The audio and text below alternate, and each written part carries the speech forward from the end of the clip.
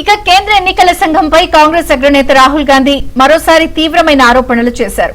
CEC Gyanesh Kumar లక్ష్యంగా ప్రశ్నల వర్షం కురిపించారు. ఓట్ల తొలగింపు వెనుక ఉన్న అజ్ఞాత శక్తులకు ఈసీ అండగా నిలుస్తోందంటూ మండిపడ్డారు. ప్రజాస్వామ్యాన్ని కాపాడుకోవడానికి ప్రజలు, యువత పోరాటం చేయాలని పిలుపునిచ్చారు రాహుల్ గాంధీ.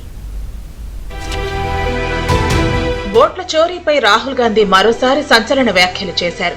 ఓటర్ల జాబితాలో పేర్ల తొలగింపుపై తీవ్రంగా మండిపడిన ఆయన ఓట్ల చోరీని ప్రజాస్వామ్యంపై పడిన హైడ్రోజన్ బాంబుగా అభివర్ణించారు. ఓట్ల చోరీపై గురువారం మీడియాకు ప్రజెంటేషన్ ఇచ్చిన రాహుల్ పలు కీలక ఆధారాలు బయటపెట్టారు. ఓట్ల చోరీ కేవలం ఓ జాబితా సమస్య కాదని, లక్షలాది మంది ఓటర్ల హక్కులపై కుట్రగా అభివర్ణించారు.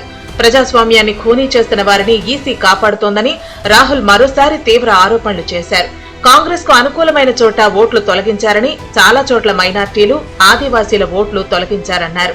నేను చెబుతున్నవన్నీ ఆరోపణలు కాదని 100% వాస్తవాలన్నారు. సీఈసీ జ్ఞానేష్ కుమార్ టార్గెట్ గా రాహుల్ తీవ్ర ఆరోపణలు చేశారు. ఓట్ల తొలగింపు వెనుక అజ్ఞాత శక్తులు ఉన్నాయన్నారు. అవి ఎవరో జ్ఞానేష్ కుమార్ చెప్పాలన్నారు. అధికారులకు తెలియకుండా ఓటర్ల జాబితా నుంచి ఓట్లు ఎలా పోతాయని, ఓట్లు తొలగింపుపై కర్ణాటక సీఐడీ 18 సార్లు లేఖ రాసినా ఈసీ ఎందుకు సమాధానం చెప్పటం లేదని రాహుల్ ప్రశ్నించారు. Karnataka has sent 18 letters in 18 months to the Election Commission, and they have asked the Election Commission for some very simple facts. Number one, give us the destination IP from where these forms were filled. Number two, give us the device destination ports from where these applications were filed. And number three, most important, give us the OTP trails, and they are not giving it. Why are they not giving it? Because this will lead us to where the operation is being done from. కర్ణాటకలోని ఆలంద్ నియోజకవర్గంలో 6000 ఓట్లను నకిలీ లాగిన్ల ద్వారా తొలగించారని, software ఉపయోగించి నకిలీ అప్లికేషన్లు, తప్పుడు phone నెంబర్లు ఉపయోగించి దాఖలు చేశారని రాహుల్ తెలిపారు. కాంగ్రెస్ విజయం సాధించే అవకాశం ఉన్న బూత్లను లక్ష్యంగా చేసుకుని ఈ ఓట్ల తొలగింపు జరిగిందన్నారు. In Anand, 6,018 applications were filed impersonating voters. The people who filed these applications actually never filed them. I'm going to show you evidence of that on this stage.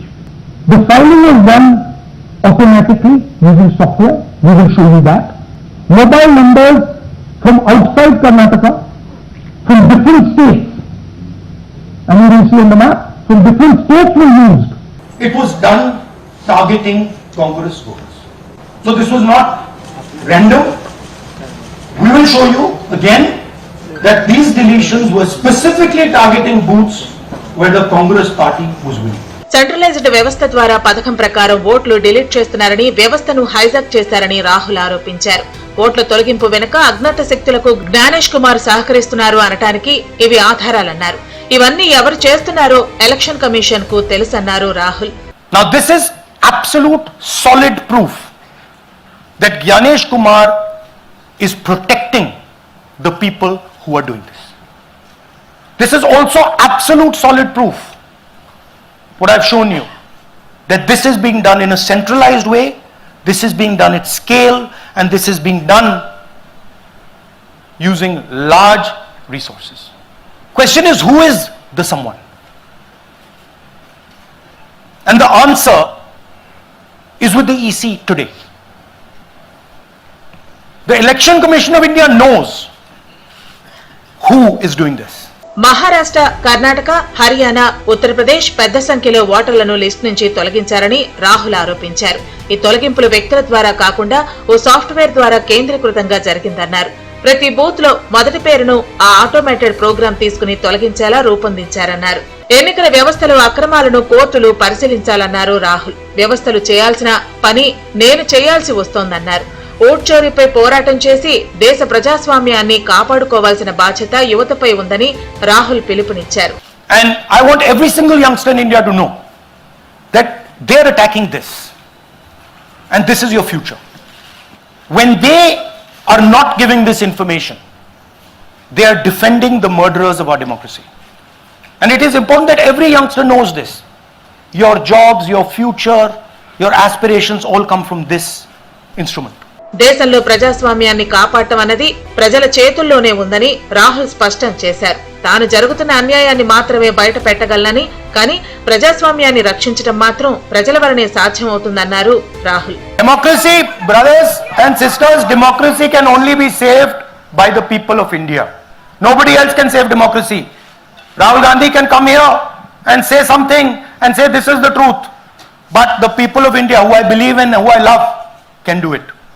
The day the people of India realize that आपका जो लोकतंत्र है, आपका जो संविधान है, वो आपसे चोरी हो गया है, उस दिन काम हो जाएगा.